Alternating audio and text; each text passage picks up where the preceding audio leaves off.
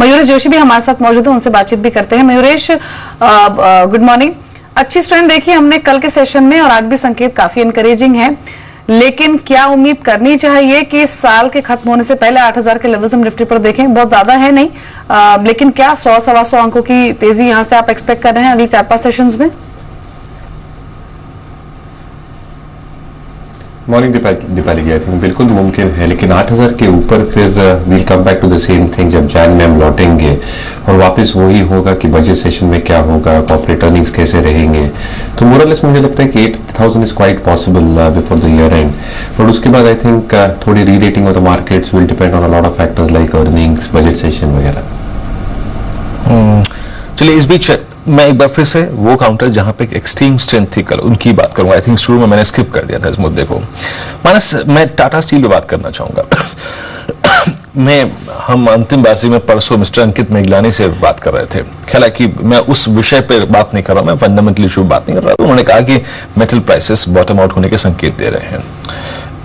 मैं चार्टिकली मैं ये पूछना चाहता हूँ कि क्या टाटा स्टील ने अपने आप को between the range of 200 and I think 250 क्या बॉटम आउट कर लिया है? क्या एक बॉटम आपको विजिबल है? क्या आपको लगता है कि जो वर्स्ट केस था टाटा स्टील का, 575 का स्टॉक 2014 की अगर आप देखें लेवल से 200 रुपए का हो गया, क्या 264 पे आपको ये रिफ्लेक्शन दे रहा है कि हाँ, एक छोटा सा स्टॉप लॉस लगा के या फिर एटलीस्ट एक रिस्क जोन आइडेंटिफाई करने के बाद आप टाटा स्टील में लॉन्ग कर सकते हैं? क्या मैं यहां से 25-50 रुपए की मूव की एक्सपेक्टेशन रख सकता हूं?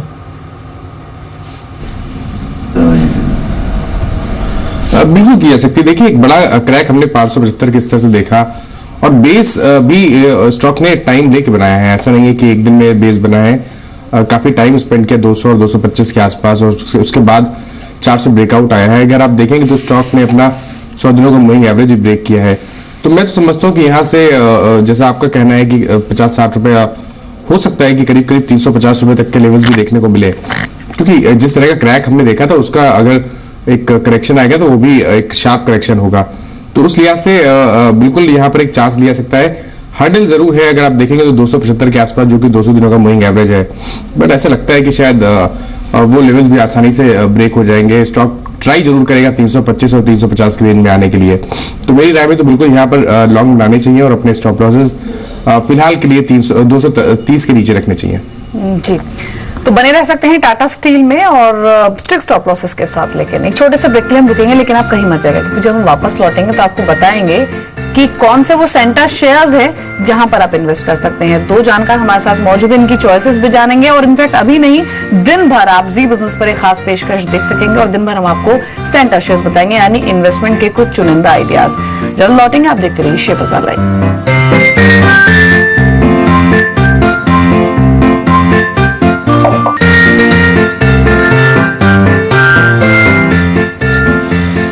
ब्रेक के बाद शेयर बाजार लाइव में सभी का फिर से स्वागत है। एसएस निफ्टी से एक बार फिर से शुरुआत करेंगे। आंकड़ा क्या है? एसएस निफ्टी का लगभग 24 अंकों पर 7891 के स्तर पर, यानी 7900 के बेहद नजदीक ओपनिंग हो सकती है। और ओपनिंग के बाद किन स्टॉक्स पर हमें थोड़ा ध्यान देना है, पहले मैं थोड़ा सा इंडेक्स पर ही और इंडेक्स के कुछ वेटेज काउंटर से बात करूंगा। मयूरेश, आप पिछले कुछ दिनों में देखिए, मैंने कल का जो सेशन था उसमें क्या हुआ, कल फार्मा का जो स्वरूप था, चलने का जो तरीका था, वो डिफरेंट था, ऑल टुगेदर डिफरेंट। ये बीते 3 महीने में हमने नहीं देखा। आप देखिए किस तरीके से लिस्टिंग्स हुई नई, कल किस तरीके से सन फार्मा का बिहेवियर था, डॉक्टर रेड्डीज का बिहेवियर था, ऑरबिंदो फार्मा ने ऑल टाइम हाई क्रिएट किया। फार्मा में आपको अपॉर्चुनिटी दिख रही है इस वक्त में यूरेश, कुछ करने के लिए, कुछ इन्वेस्टमेंट्स करने के लिए, कुछ स्टॉक्स लॉन्ग टर्म के लिए पिक करने के लिए? बिल्कुल विजय, और जैसे वार्निंग लेटर के कंटेंट्स आए थे सन फार्मा का, जो एक कंसर्न था हलोल को लेके कि ईपीएस कट होगा 10 से 12% का FY17 पे, मुझे लगता है I think EPS should still get maintained at 29.5 rupees. Glivec का अप्रूवल, जो जितना वर्स्ट केस सिनेरियो था प्रॉब्ली सन फार्मा के स्टॉक में आ चुका है। मुझे लगता है टॉप टियर नेम्स में सन फार्मा एक बहुत अच्छा विकल्प होगा। मिड टियर कंपनी में इप्का लाइफ मुझे बहुत पसंद आ रहा है। जितनी एफडीए कंसर्न्स थी तीनों प्लांट को लेके, जितने सेल्स में इनकी दिक्कत हुई है इन टर्म्स ऑफ कॉम्प्रेशन, कंडीशन। मुझे लगता है I think in the second half of FY16 and the first half of FY17 जैसे इंस्टीट्यूशन सेल्स और HCQ सेल्स बढ़ेंगे एक डेफिनेट इंपैक्ट दिखने मिलेगा टॉप लाइन पे। EBITDA margin will grow significantly, मेरे हिसाब से 18% के आसपास आनी चाहिए FY17 में, और प्रॉफिट्स जो 169 करोड़ कंपनी पोस्ट कर सकती है FY16 में, that can actually double with higher margin, high chronic lifestyle diseases order. मुझे लगता है इप्का लाइफ एक अच्छा विकल्प हो सकता है विद टारगेट ऑफ 900। जी मानस, स्मॉल कैप स्पेस में ही मैं 2-3 स्टॉक्स पर आपकी राय लेना चाहती हूँ जहां पर हमने बहुत ही स्ट्रॉन्ग वॉल्यूम्स के साथ एक सस्टेन बाइंग आते हुए देखी। आप पहला देखिए नितिन स्पिनर्स, कल ही नहीं चला, बीते 2-3 सेशन से लगातार चल रहा है। कल तो इनफैक्ट 13% के आसपास से गेंस के साथ ही क्लोज हुआ, वॉल्यूम्स बहुत स्ट्रॉन्ग थे। दूसरा श्रेय इंफ्रा, यहां भी 12.5% के आसपास की तेजी कल रही, कल ही नहीं बीते 2 सेशन से लगातार ये स्टॉक चल रहा है। एक एटलांटा, इस स्टॉक ने भी काफी स्ट्रॉन्ग मूव दिए बीते 3 सेशंस में, कल भी 9.5% के आसपास की बढ़त लेकर ये क्लोज हुआ, वॉल्यूम पार्टिसिपेशन बहुत स्ट्रॉन्ग था। और एक चौथा स्टॉक रहेगा अनंतराज इंडस्ट्रीज का, ये भी बीते 2-3 सेशन से लगातार चल रहा है और बहुत स्ट्रॉन्ग रिटर्न स्टॉक ने भी डिलीवर किए हैं। इन चारों में से क्या किसी पर आप बेट करना चाहेंगे या फिर आप मानते हैं कि जो मोमेंटम था वो आ चुका है, अगर आपने खरीदे हुए तो मुनाफा लीजिए और बाहर आ जाइए? नहीं, देखिए एटलांटा एक ऐसा स्टॉक है जहां पर एक बहुत बड़ी गिरावट देखी गई थी।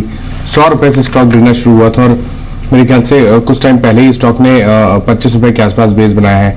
अगर आप RSI देखेंगे तो वहां पर आपको पॉजिटिव डाइवर्जेंस दिखेंगे। इम्पॉर्टेंट ये है कि कल जो 35-36 के रेजिस्टेंस थे स्टॉक ने वो ब्रेक किए, वॉल्यूम बेहतर थे, 100 दिनों का मूविंग एवरेज ब्रेक हुआ है, तो बिल्कुल ये रिवर्सल के साइन है। और मैं समझता हूँ यहाँ से भी कम से कम 52-53 तक के प्राइस देखने को एटलांटा में मिल सकते हैं, तो यहाँ पर बेट लेनी चाहिए। लेकिन ये जरूर है कि पिछले 3 दिनों में एक डिसेंट अपमूव देखा जा चुका है, तो थोड़ी सी गिरावट जहां स्टॉक 36 या 35 के लेवल्स टेस्ट करे तो वहां पर खरीदारी करे और उस केस में अपने स्टॉप लॉस 30 रुपए के नीचे लगाए।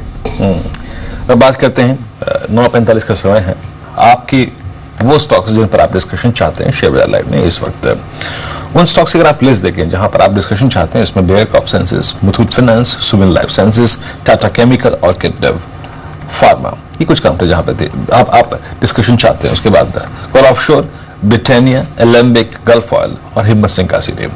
मैं शुरुआत करूंगा ब्रिटानिया से। ये ऐसा स्पेस है देखिए जो इस वक्त सबकी समझ से परे है। महेश, ब्रिटानिया एक हमारे व्यूअर्स डिस्कशन चाहते हैं इस पे 2986 या 2896, क्या करना चाहिए ब्रिटानिया पे इस वक्त? अगर आप प्रॉफिट लेके बैठे हैं तो निकल जाएं या फिर होल्ड करें, या फिर FMCG में ही कुछ और अपॉर्चुनिटीज जो आपको नजर आती है इस वक्त? So clearly Vinendra ji, I think Britannia की जैसे प्रीमियमाइजेशन स्टोरी कंटिन्यू हो रही है, मुझे लगता है बिल्कुल होल्ड करना चाहिए लॉन्ग टर्म इन्वेस्टर्स और ओनली होल्डिंग द स्टॉक्स। जैसे इनकी EBITDA मार्जिन पैन आउट होगी, जैसे ये फोरे कर रहे हैं अलग बिजनेस लाइंस में, और जैसे इनके CEO साहब ने कहा है कि कॉस्ट ऑप्टिमाइजेशन अभी भी आई थिंक फुली तरह से रिफ्लेक्ट नहीं हुआ है, input price deflation I think will clearly play out. तो मुझे लगता है ब्रिटानिया इवन दो वैल्यूएशन थोड़े से हायर है compare to their moving averages, एक क्लियर होल्ड बनता है। Clearly I think on the other FMCG pack मुझे लगता है डाबर मुझे बहुत पसंद आ रहा है।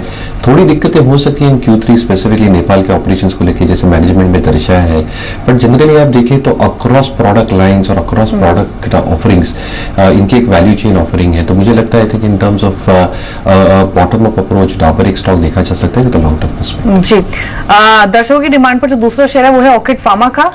मानस, आपका आउटलुक क्या है? 2 सेशंस में 10 रुपए चल चुका है ये स्टॉक, क्या करना चाहिए अभी?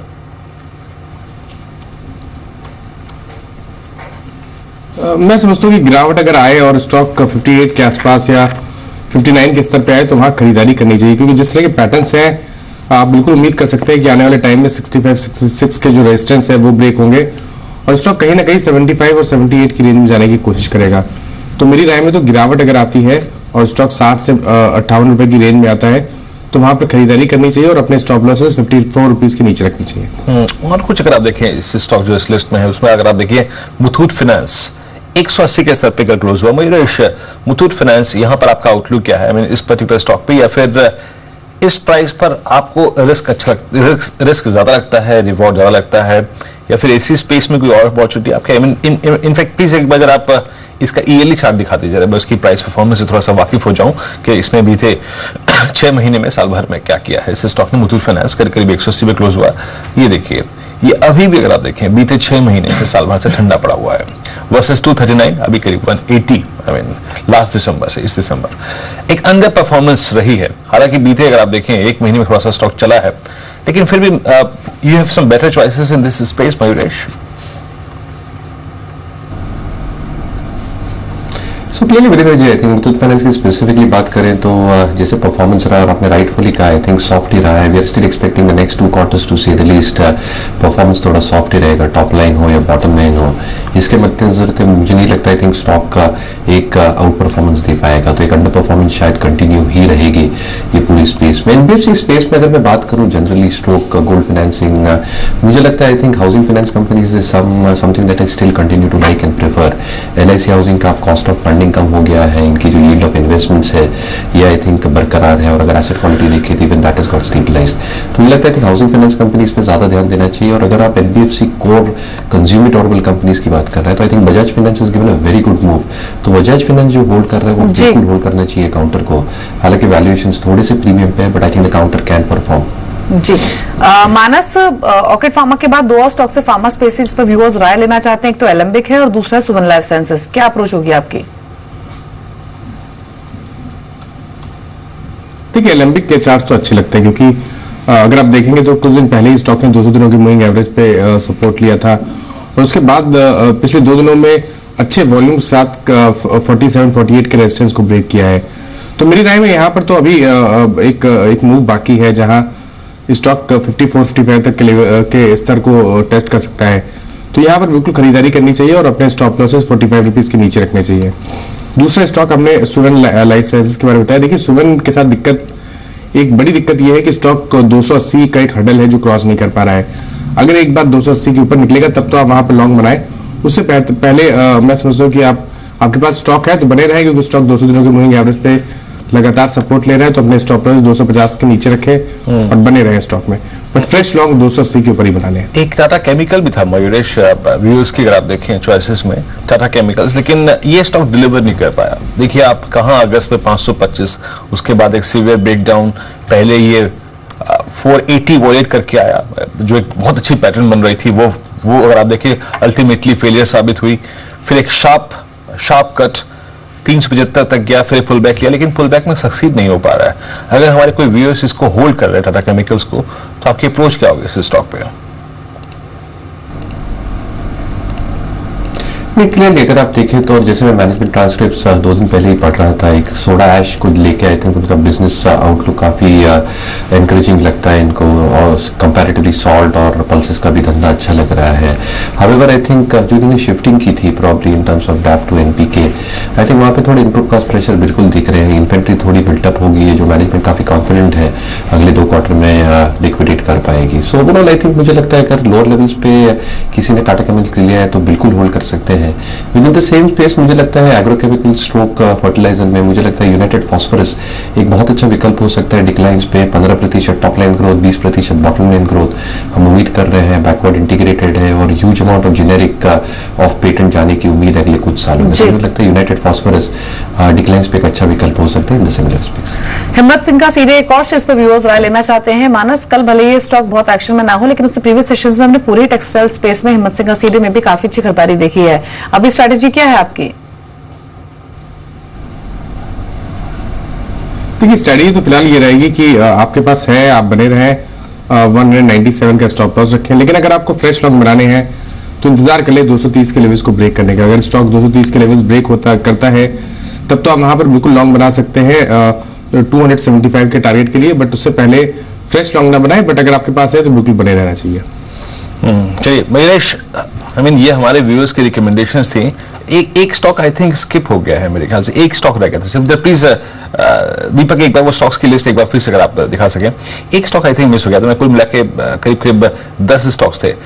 मुथूट बेयर रह गया था मेरे ख्याल से। जी हाँ, करीब 7% ऊपर था। इसकी अगर आप प्राइस परफॉर्मेंस को देखें पिछले कुछ समय की, ये ऑलमोस्ट कल किस ट्रेजेक्टरी में बंद हुआ 3338। इसके जरा आप एक बार ईयरली चार्ट्स देखिए। कल अगर आप देखें टर्बुलेंस थी ऊपर नीचे, लेकिन फाइनली अगर आप देखें सत्र के अंतिम छोर में ऑलमोस्ट हाई पे बंद हुआ।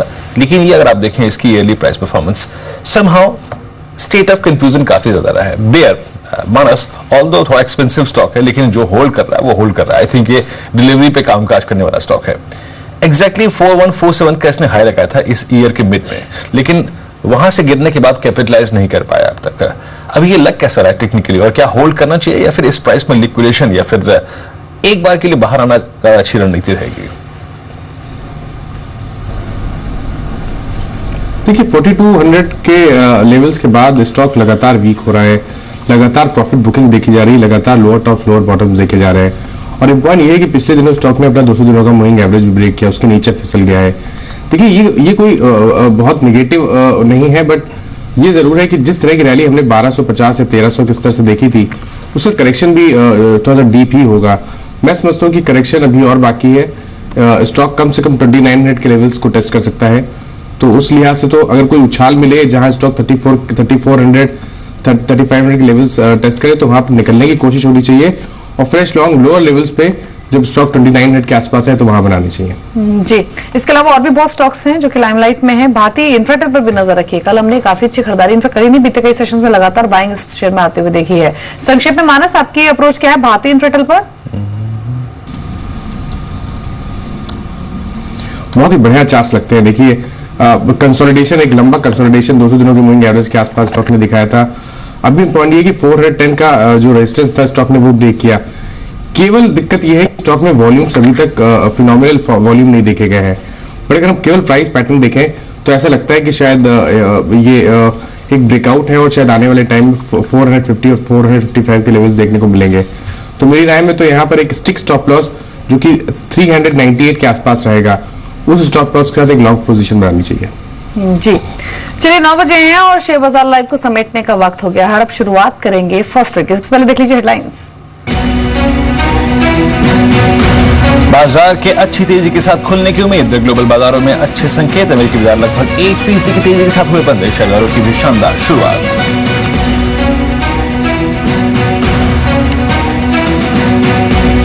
अमेरिका में स्टॉक घाटे से कच्चे तेल में शानदार रैली, डब्ल्यूटीआई क्रूड और ब्रेंट दोनों में 4% की तेजी, डब्ल्यूटीआई क्रूड $37.50 के स्तर पर।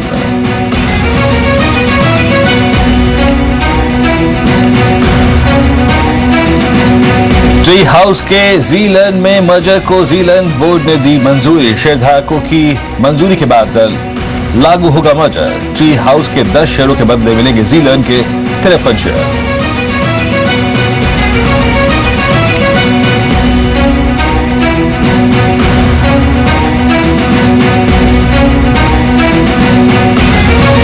भारत और रूस के बीच आज रक्षा, न्यूक्लियर एनर्जी, हाइड्रोकार्बन समेत कई क्षेत्रों में अहम समझौते संभव। मॉस्को में प्रधानमंत्री मोदी और रूसी राष्ट्रपति व्लादिमीर पुतिन शिखर बैठक में लेंगे हिस्सा। रिलायंस डिफेंस ने रूस की यूनाइटेड शिप बिल्डिंग के साथ किया करार।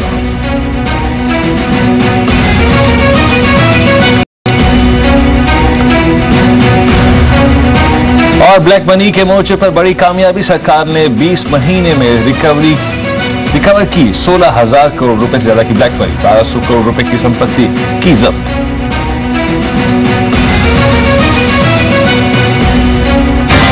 हेडलाइंस के प्रायोजक हैं केसर युक्त असली पतंजलि च्यवनप्राश खाइए, रोगों से लड़ने की पूरी ताकत पाइए।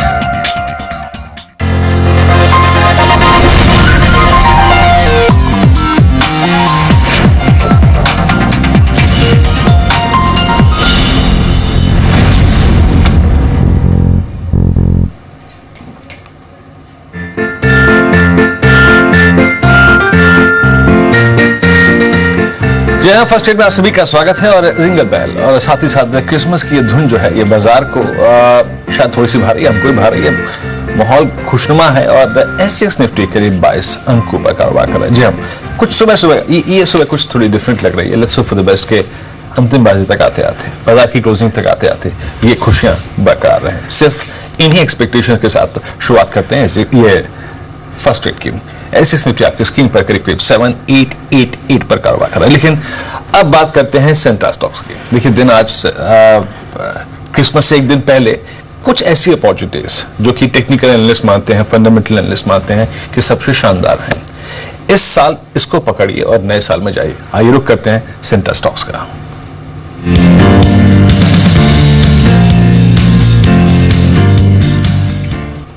जी हाँ, सेंटर स्टॉक से शुरुआत करते हैं। पहले मैं इनफैक्ट मेरे को पता था कि आपने पहनी है नहीं, हमने मेरे को ही बनानी है। पहले स्टॉक्स आप बताएंगे? जी हाँ, नहीं तो कोशिश करूंगा पहनिए पहले से पहनिए, जरूरी है।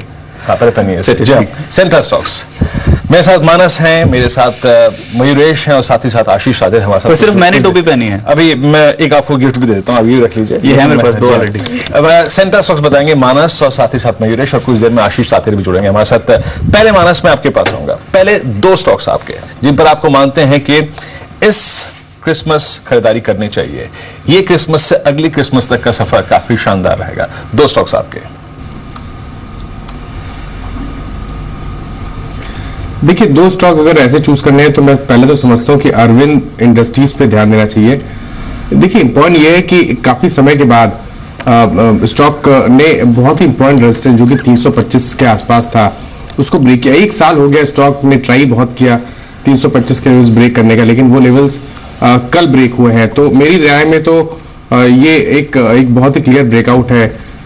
एक अगर हम टाइम फ्रेम रखें 2 से 3 या 4 मंथ का, तो पॉसिबल स्टॉक 390 तक के स्तर को टेस्ट करे, तो यहाँ पर खरीदारी करनी चाहिए 300 रुपए के स्टॉप लॉस के साथ। और दूसरा स्टॉक प्राइवेट बैंकिंग स्पेस से रहेगा, क्योंकि हमने एक बड़ी गिरावट प्राइवेट बैंकिंग में भी देखी है पिछले दिनों, और एक्सिस बैंक जो कि 600 रुपए का हुआ करता था उसने एक डिसेंट करेक्शन दिखाया, 425 के आसपास के लोज बनाए और फिर कुछ रिवर्सल के साइन दिखे हैं।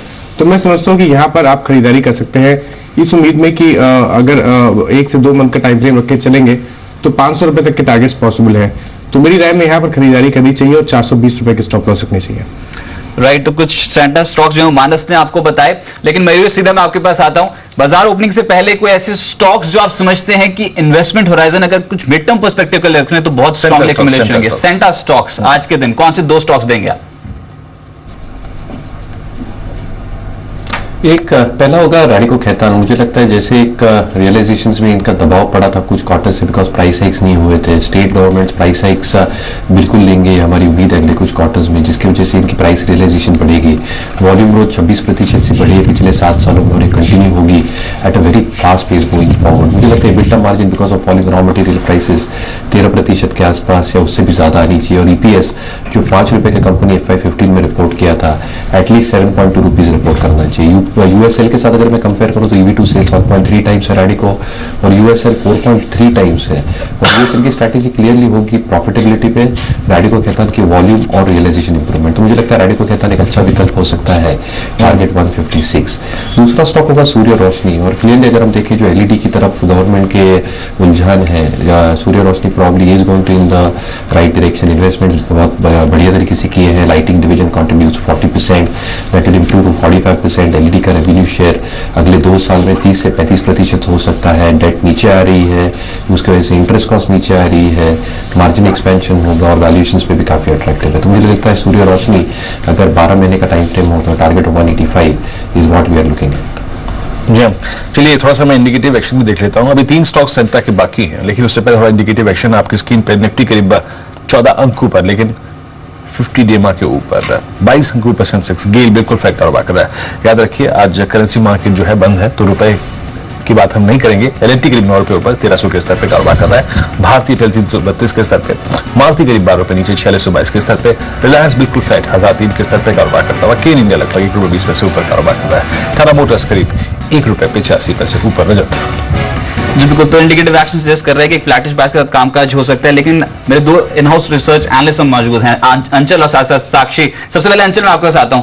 देखिए सेटअप तो ऑलरेडी हो चुका है, ग्लोबल मार्केट्स पे अच्छी खासी पकड़ है, लेकिन अभी भी अट्रैक्टिव वैल्यूएशंस कहां पर है जानने की कोशिश कर रहे हैं। ब्रोकिंग हाउसेस की रिपोर्ट्स क्या कहती हैं अभी? शुक्रिया अवैध। पहले से शुरुआत मॉर्गन स्टैनली की रिपोर्ट से करेंगे। विप्रो ने कल अधिग्रहण की अनाउंसमेंट की, उसके बाद 2 बड़े ब्रोकरेज हाउसेज ने उस पर अपनी रिपोर्ट जारी की है, जहां एक तरफ मॉर्गन स्टैनली ने 12 महीने का जो लक्ष्य है वो दिया 661 का, और इस बात पर जोर दिया कि कंपनी ने जो अधिग्रहण किया वेरिटोस का वो कंपनी के लिए काफी फायदेमंद हो सकता है और आगे चल के एक अच्छे हेल्दी योगदान की उम्मीद की जा रही है वेटियोस की तरफ से, ऐसा अनुमान है। FY17 में बिल्कुल शुरुआती तौर पे अगर देखें तो 0.5% तक का योगदान विप्रो की IT सेवाओं के सेगमेंट में आता हुआ दिखेगा वेटियोस की तरफ से। वहीं उसके विपरीत यूबीएस का ये मानना है कि ये अधिग्रहण अच्छा है, लेकिन इसके बावजूद सेल रेटिंग बरकरार रख रहे हैं और डाउनसाइड टारगेट दिया 520 रुपए का। और उसका कारण दिया है कि डेफिनेटली अधिग्रहण कंपनी के फेवर में है, लेकिन हाँ महंगा बहुत है और इसका एक इम्पैक्ट कंपनी की बुक्स पे आता हुआ दिखेगा शॉर्ट टर्म पे। और साथ ही जिस तरह से आकलन किया जा रहा है विटियोस ग्रुप की तरफ से, उतना कोई मेजर कंट्रीब्यूशन आय में आने वाले 5 सालों में नहीं आता हुआ दिखेगा। साथ ही Bank of America Merrill Lynch ने गुजरात पिपावा के ऊपर एक नई रिपोर्ट जारी की है, न्यूट्रल रेटिंग बरकरार रखी है, लक्ष्य दिया 168 का। चिंता जताई है कंटेनर वॉल्यूम्स को लेकर। उनका मानना है जिस तरह से कंटेनर वॉल्यूम्स गिर रही हैं वो कंपनी के आय पे प्रेशर डालता हुआ दिखेगा। लेकिन साथ ही एक चीज उन्होंने और हाईलाइट की कि कंपनी इस बार एक अच्छा डिविडेंड पे आउट देती हुई दिखेगी और अगर डिविडेंड कोई निवेशक डिविडेंड के हिसाब से निवेश करना चाहता है तो गिरावट पे इसको खरीद के रख सकता है और 168 टॉप मोस्ट टारगेट वो मानते हैं इसमें आता हुआ दिखेगा। साथ ही Bank of America Merrill Lynch ने आइनॉक्स विंड पे एक रिपोर्ट जारी की है। उन्होंने बाय रेटिंग बरकरार रखी है, टारगेट लेकिन क्वांटम से घटाया, 562 से घटा के 458 किया है। डेफिनेटली जैसा सरकार का फोकस है, उनका मानना है कंपनी को फायदा आता हुआ दिखेगा। लेकिन हाँ चिंता यह भी है कि कहीं सरकार सिर्फ और सिर्फ सोलर एनर्जी पे ना फोकस रहे, विंड एनर्जी की तरफ भी विस्तार करने की बहुत जरूरत है। और अगर ऐसा रहा कि सिर्फ सोलर पे ही फोकस रहेगा तो वो कंपनी के लिए नुकसानदेह हो सकता है। और लास्टली गोल्डमैन सैक्स की तरफ से रिलायंस पावर के ऊपर एक नई रिपोर्ट आई है, न्यूट्रल रेटिंग बरकरार रखी है, टारगेट बढ़ाया है, 45 से बढ़ा के 49 की है। और लक्ष्य बढ़ाने का कारण है सासन यूएमपीपी का जो परफॉर्मेंस है वो इंप्रूव होने की उम्मीद लगाई जा रही है। ऐसा मान रहे हैं कि करीब 55% कंपनी के एबिटा में सासन यूएमपीपी कंट्रीब्यूट करता हुआ दिखेगा FY16 में। और साथ ही जिस तरह से एक हायर पीएलएफ पे काम कर रहा है सासन, तो उसकी वजह से ओवरऑल जो वहां से आय आ रही है वो भी बढ़ने का अनुमान लगाया जा रहा है। चलिए, ये पॉजिटिव रिपोर्ट है रिलायंस पावर पे जो गोल्डमैन सैक्स ने दी, इसको आप अपने फोकस में रखें, ये पॉजिटिव रिपोर्ट है। लेकिन साक्षी मैं आपके पास आता हूं और इंटरनेशनल मार्केट्स पे तेजी है, सेटअप स्ट्रांग है, टेक्निकली एक बाउंस मिला है। आज के इंट्राडे मूव्स कहां पर स्ट्रांग मिल सकते हैं ये बताएं। जी बिल्कुल रजत, मैं आपको इंट्राडे मूव जरूर बताऊंगी। First of all merry Christmas to you, और आपके ऊपर वो सैंटा कैप काफी अच्छी लग रही थी, I think you should wear it again. आज की पहली ट्रेडिंग आइडियाज जो थी है रजत, वो कुणाल बोत्रा की तरफ से है। जेके टायर पर ये खरीदारी की सलाह दे रहे हैं, टारगेट बताया 116 का और स्टॉप लॉस बताया है 109 का। इसके अलावा वीआईपी इंडस्ट्रीज पर भी ये पॉजिटिवली बेट कर रहे हैं, टारगेट बताया 108 का और स्टॉप लॉस बताया है 100 का। धवल पी व्यास की तरफ से राय है भारतीय इंफ्राटेल पर खरीदारी की सलाह दे रहे हैं, टारगेट बताया 437 का और स्टॉप लॉस बताया 410 का। इसके अलावा वेल्सपन इंडस्ट्रीज पर भी इनकी बुलिश राय है, टारगेट बताया 915 और स्टॉप लॉस हम मेंटेन कर सकते हैं 800 का। राजेश सतपुते की तरफ से आज के आखिरी ट्रेडिंग आइडियाज है, बुलिश व्यू है आज के लिए इनका भी, बीएचईएल पर पॉजिटिवली बेट कर रहे हैं, टारगेट बताया 882 का और स्टॉप लॉस बताया 167 का। आखिरी राय इनकी डिविज लैब पर है, खरीदारी की सलाह है, टारगेट बताया 1210 का और स्टॉप लॉस हम मेंटेन कर सकते हैं 1135 का। ओवरऑल सभी की बुलिश स्टांस है। रजत, आज के सुपर 7 स्टॉक्स जो बिल्कुल कई स्टॉक्स रडार पर रहेंगे, लेकिन एबी नोवो खास तौर से क्योंकि लग्जमबर्ग स्टॉक एक्सचेंज से जीडीएस को डीलिस्ट किया है, उसका एक इंपैक्ट पॉजिटिव देखने को मिल सकता है और इंडिकेटिव एक्शन में बहुत पॉजिटिव है काउंटर पे। इसके अलावा केपीआईटी टेक 4000 बसों में इंटेलिजेंट ट्रांसपोर्ट सॉल्यूशन लागू किया है, केपीआईटी टेक के लिए एक पॉजिटिव खबर है, उसमें यहां पर अच्छी तेजी बन सकती है।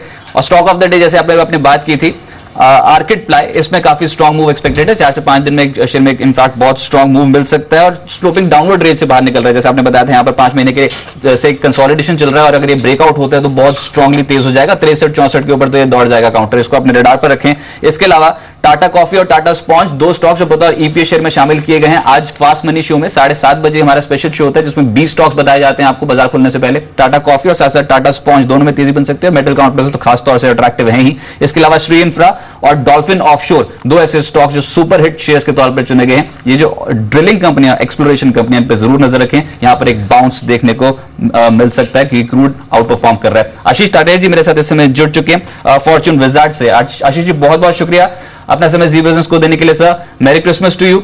सबसे पहले तो मार्केट्स पे अप्रोच बताएं आज के दिन के लिए। गुड मॉर्निंग और आपको भी मेरी क्रिसमस और जी बिजनेस के सभी दर्शकों को बड़े दिन की बड़ी शुभकामनाएं। अगर आप देखो निफ्टी का सबसे पहले जो हमारा रुझान था कि 16 तारीख को जो भी बॉटम बनना था वो बन गया है और ये एक्सपायरी हम देख रहे हैं 8,140 के बीच में। हम अभी भी उसी व्यू पे इंटैक्ट है क्योंकि अब जो ट्रिगर है कि एफआईआई जो सेलिंग था वो अब्सॉर्ब हो चुका है। प्लस पॉजिटिवली नेव मैनेजमेंट के लिए हमेशा मार्केट आखिरी क्वार्टर में लास्ट 3-4 दिन में ऊपर की तरफ टाना जाता है। तो उस हिसाब से हमें लगता है कि ये स्टॉक जो हमारा जो निफ्टी पे टारगेट है एक्सपायरी का 8,140 के बीच में, वहां पे कहीं पे जाके थमते हुए दिखेगा एक्सपायरी के पर्सपेक्टिव से। अब आप बात करो कि कौन से सेक्टर हो सकते हैं जो ट्रिगर करेंगे, हमें लगता है मेटल में एक बहुत बड़ा शॉर्ट कवरिंग ड्यू है अभी भी, बैंकिंग में है इररिस्पेक्टिव की आरबीआई की रिपोर्ट उतनी अच्छी नहीं है, but it has already factored in all those aspects. तो यहाँ पे एक अच्छा शॉर्ट कवरिंग ट्रिगर जो हम आने वाले 3 से 4 दिनों में देख रहे हैं। आशीष, लेकिन एक चीज आपसे ये पूछूंगा, ये 2-3 दिन में जो बीते फार्मा में हमने एक वाइब्रेंसी देखी है, सन फार्मा को देखिए क्या स्ट्रॉन्ग पुल बैक देखिए, और विंटर फार्मा ने सडनली अपना ऑल टाइम हाई क्रिएट कर दिया है। ये जो पिछले 2-3 दिन में पैसा इंस्टीट्यूशन का मार्केट्स को चेस कर रहा है, FIIs में काफी अच्छे खासे बाहर रहे हैं, कल उन्होंने लगभग 300 करोड़ की खरीदारी करी है। क्या सडनली इंस्टीट्यूशंस ने फार्मा में कोई अपॉर्चुनिटी देखी है क्या, या फिर उनको ये लेवल्स अच्छे लग रहे हैं, इंटरेस्टिंग लग रहे हैं, रिस्क रिवॉर्ड रेशियो के पर्सपेक्टिव से अच्छे लग रहे हैं? देखिए वीरेंद्र, अगर आप बात करो एंटायर फार्मा की, तो हमने थोड़ा कुछ दिन पहले अलर्ट बताया था 3 से 4 महीने, जब भी कोई भी सेक्टर में बहुत ज्यादा डील्स होने लगती है तो वो सेक्टर एक बार पीकनेस की वो दिखाता है, और वो टायर्डनेस दिख रही थी। और आप देखो पिछले 4-6 महीने में फार्मा स्टॉक्स की क्या हालत हुए, वहां से स्टॉक्स सिग्निफिकेंटली करेक्ट कर गए हैं, और ये डेफिनेटली वैल्यू पिक है। क्योंकि आज भी अगर आप देखो, अगर आप पूछो कोई भी एनालिस्ट से, तो वो कन्विक्शन के साथ कौन से ऐसे सेक्टर हैं जो 15-17% का ग्रोथ देंगे और फॉर नेक्स्ट 3-4 ईयर्स, तो ये एक विजिबल सेक्टर है, इसीलिए इसके पी मल्टीपल्स भी लुक्रेटिव है। प्लस अब जो करेक्शन आया उसके कारण ये वापस अट्रैक्टिव होते गए, और उसी के कारण ये FIIs की वापस है, क्योंकि ये डेफिनेटली आप इतनी बड़ी पॉपुलेशन पे और जिस तरह का यूएस का स्पेंडिंग है in pharma, I do not think कि बहुत ज्यादा अंडर परफॉर्म कर सकता है। तो any short correction of 20-25% in the major names, वहां पे डेफिनेटली बाइंग अपॉर्चुनिटी होती है, और वही हमने देखा है यहाँ से 10% की रैली जो आपने सन फार्मा या लुपिन में आते हुए देखी है। राइट और आज बाजार पे एक फ्लैटिश रुख देखने को मिल सकता है। शुरुआत में इंडिकेटिव एक्शन ये सजेस्ट कर रहे हैं, ज्यादातर मार्केट्स हरे निशान में कामकाज कर रहे हैं, ये पॉजिटिव है मार्केट्स के लिए। लेकिन इंडिकेटिव एक्शन में आपको बता दूं, वी मार्ट रिटेल पे बहुत पॉजिटिव है, इस पे आप जरूर नजर रखें। अभी वॉल्यूम्स शुरुआती सत्र में थिन रह सकती है, लेकिन वी मार्ट रिटेल इसमें ट्रेडर्स के रडार पर है। आशापुरा इंटीमेट्स एक और स्टॉक जहां पर अच्छी तेजी बन सकती है, कल के सत्र में बहुत एक्टिव हुआ था। इसके अलावा यूकाल फ्यूल एक और स्टॉक है जहां पर आज टिक्स पॉजिटिव आए हैं। ताज जीवी के कल होटल स्टॉक्स में मूव बहुत स्ट्रॉन्ग था, आज भी 3.5% इंडिकेटिव एक्शन में स्ट्रॉन्ग है। नितिन स्पिनर्स आउट परफॉर्मेंस देखने को मिली थी कल के सत्र में, यहां पर भी तेजी बन सकती है। और वेदांता ये इनफैक्ट मेटल स्टॉक्स, जैसे भी आशीष बात भी कर रहे थे कि ओवर ड्यू है, एक बाउंस ओवर ड्यू है इन स्टॉक्स में, और मिल भी रहा है वेदांता, टाटा स्टील। इनफैक्ट मैं फिर से पूछूंगा यहां पर मयूर जी आपसे, देखिए ऐसा हो नहीं सकता कि मेटल्स पे इतना स्ट्रॉन्ग मूव अगर इंटरनेशनल मार्केट्स में मिल जाए और इंडियन मार्केट्स छूट जाएं। टाटा स्टील, वेदांता, हिंडाल्को, आपकी कॉल क्या है अभी? क्लियरली एक शॉर्ट कवरिंग बिल्कुल हो सकती है, कपल दैट अप जैसे कमोडिटी प्राइसेस में एक रिबाउंड देखा है तो ये स्टॉक्स में मूवमेंट बिल्कुल आ सकती है। लेकिन कोर फंडामेंटल्स अभी भी वीक है। जो इन्वेंट्री स्टील कंपनियां कैरी कर रही है of 6.5 MT, I think that will definitely put pressure in terms of how volume growth and realisations will pan out. तो मुझे लगता है अगर मेटल्स में एक चॉइस लेना ही है तो non ferrous space zinc is something that I like. Capacity expand हो रही है, अप्रूवल्स मिल रहे हैं, volume growth is quite decent है 16-17%, कैश रिच कंपनी और डिविडेंड भी देती है। तो मुझे लगता है zinc can be preferred choice in the metal space. Right. In fact, Manas Taj GV के और साथ ही साथ एक और स्टॉक है जो इस समय रेडार पर है, वो है नितिन स्पिनर्स। दोनों का चार्ट देखकर बताएं, 2 दिनों में काफी अच्छी एक्यूमुलेशन है, क्या ये और मोमेंटम कैरी होता देखते हैं आप?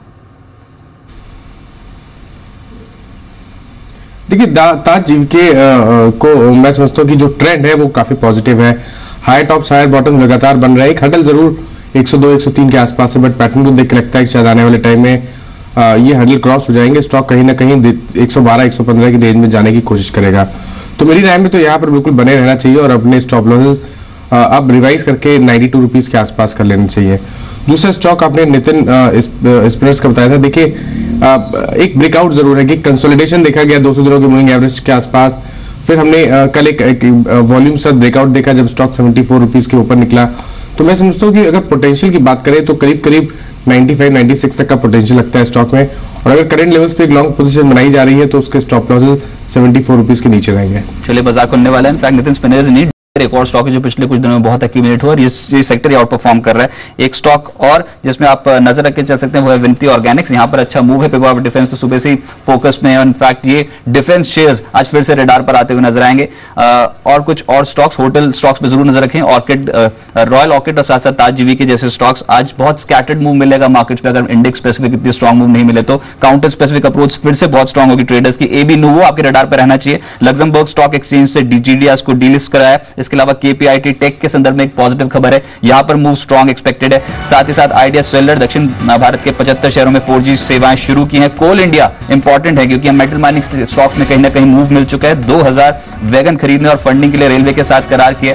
कोल इंडिया पे आपको फोकस करना है। साथ साथ कुछ और स्टॉक जैसे कि ल्यूपिन, ऑरबिंदो फार्मा, सन फार्मा, ये कुछ ऐसे स्टॉक्स हैं जहां पर पिछले कुछ दिनों में एक्यूमुलेशन है तो कहीं ना कहीं आउट परफॉर्मेंस आज भी जारी रह सकती है। अब देखते हैं आज जो इंडिकेटिव एक्शन है 22 अंकों की बढ़त दिखा रहा है। 788 के लेवल पे है इस समय निफ्टी इंडिकेटिव एक्शन में, लेकिन मूव मिल गया तो 7900 के लेवल्स को क्रॉस करते हुए नजर आएंगे। वीरेंद्र सेटअप बहुत स्ट्रॉन्ग है, 50 डे डीए में कहीं ना कहीं अप्रोच करते हुए नजर आएंगे। 7884 पे ओपनिंग है वीरेंद्र। बिल्कुल करीब 16 अंकों पर 7880 के स्तर पे, लेकिन देखना होगा एग्जैक्टली देखिए ये इन लेवल्स पे कुछ समय टिके तो शायद 7900 को लेकर इसकी अप्रोच थोड़ी सी बेहतर होगी। करीब 48 अंकों पर सेंसेक्स 25,898 के स्तर पे खुला है।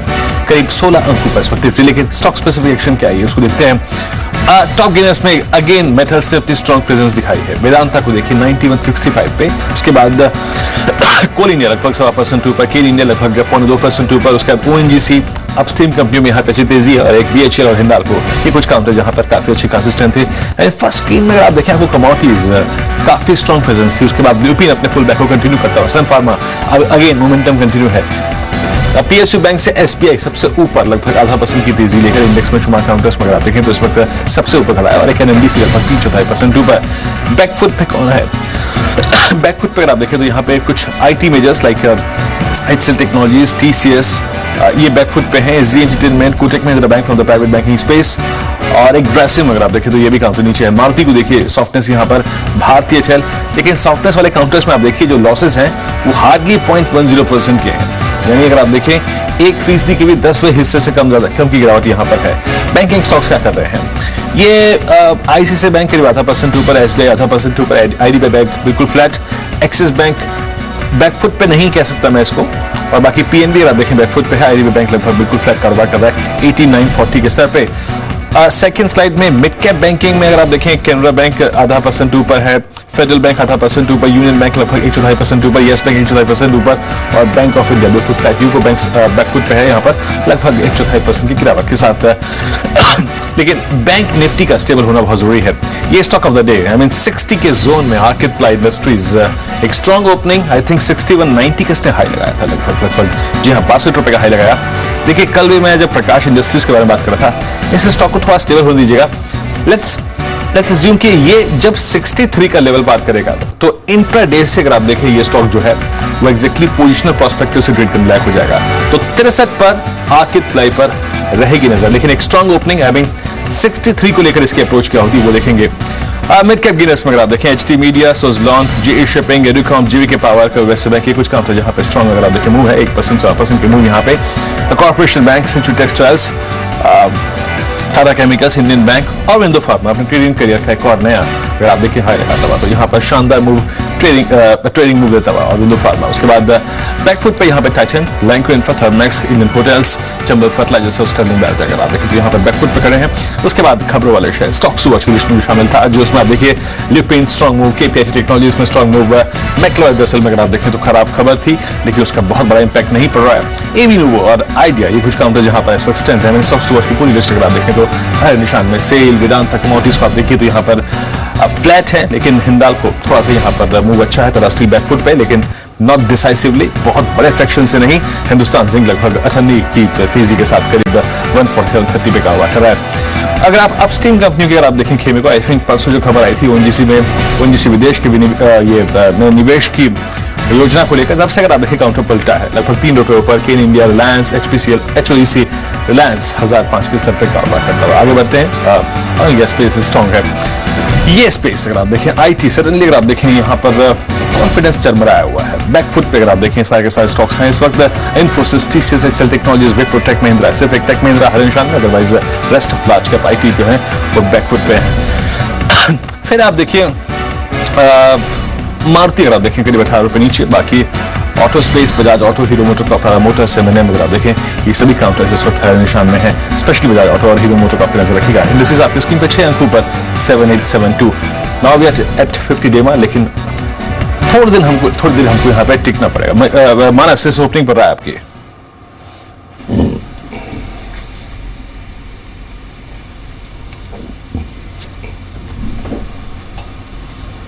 जी बिल्कुल, इनफैक्ट लग रहा है यहाँ पर मानस तक आवाज नहीं पहुंच पाई, लेकिन मैं कुछ यहाँ पर तेजी वाले स्टॉक्स बता दूं जहां पर अच्छी तेजी बनी है। वी मार्ट जैसे मैं बात कर रहा था, वॉल्यूम्स थे ना, लेकिन ये स्टॉक बहुत स्ट्रांगली एक्यूमुलेट हुआ है। साथ साथ आर्किड प्लाई एक और स्टॉक जहां पर आज ट्रेडर्स का फोकस ज्यादा है। शांति गियर्स, पीजी इलेक्ट्रो, ये कुछ ऐसे स्टॉक्स हैं जहां पर फिर से मूव बहुत स्ट्रांग मिला। मेटल माइनिंग और साथ साथ टेलीकॉम, एनर्जी, ये कुछ ऐसे सेक्टर्स हैं जो इस समय रडार पर है। मयूरेश, इस ओपनिंग पे कमेंट्स आपके, और कौन सा सेक्टर स्पेसिफिक जो फिर से हाईलाइट हो रहे हैं वो मेटल और एनर्जी स्टॉक्स ही हैं आज के दिन में? यस क्लियरली, और मुझे लगता है आई थिंक जैसे कमोडिटी प्राइसेस मैंने कहा रिबाउंड हुई है, एक मेटल्स में रिबाउंड बिल्कुल देखने मिल सकता है। लेकिन अगर सेक्टर्स पे हम एक ध्यान रखें अगले कुछ क्वार्टर्स के हिसाब से, तो आई थिंक ऑटो, सीमेंट, चुनिंदा फार्मा, चुनिंदा इंफ्रास्ट्रक्चर शेयर्स आई थिंक ये अच्छे कर सकते हैं। And again I think mid caps में एक बॉटम अप अप्रोच होना चाहिए जहाँ पे अर्निंग्स विजिबिलिटी और वैल्यूएशंस दोनों अट्रैक्टिव लगते हैं।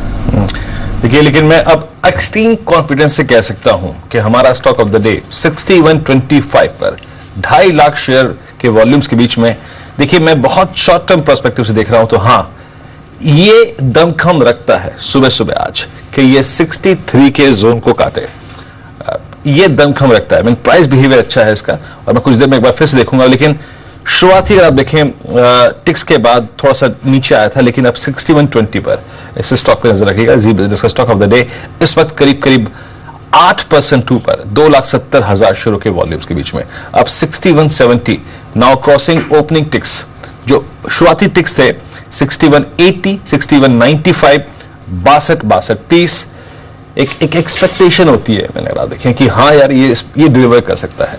62, 30 मैं नजर रखूंगा 63 पर एग्जैक्टली क्या करता है। 63 रुपए सबसे महत्वपूर्ण स्तर। मानस, अगर आप मेरे को सुन पा रहे हैं, आर्किड प्लाई पर आपकी राय? जी